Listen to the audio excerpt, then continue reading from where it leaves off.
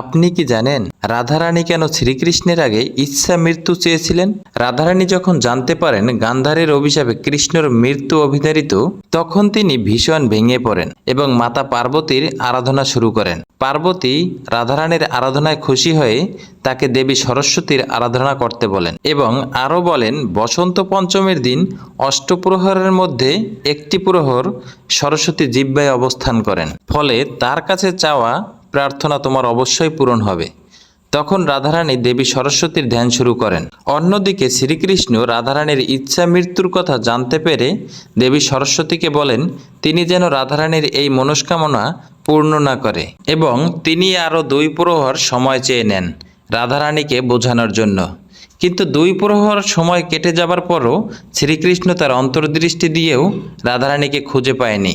তখন দেবী সরস্বতী রাধারানীর সম্মুখে উপস্থিত হন এবং তার মনস্কামনা পূর্ণ করেন। এজন্যই রাধারানী শ্রীকৃষ্ণের আগে মারা যান। আপনি যদি রাধাকৃষ্ণের ভক্ত হয়ে থাকেন তাহলে চ্যানেলটিকে সাবস্ক্রাইব করে কমেন্টে লিখুন জয় শ্রীকৃষ্ণ।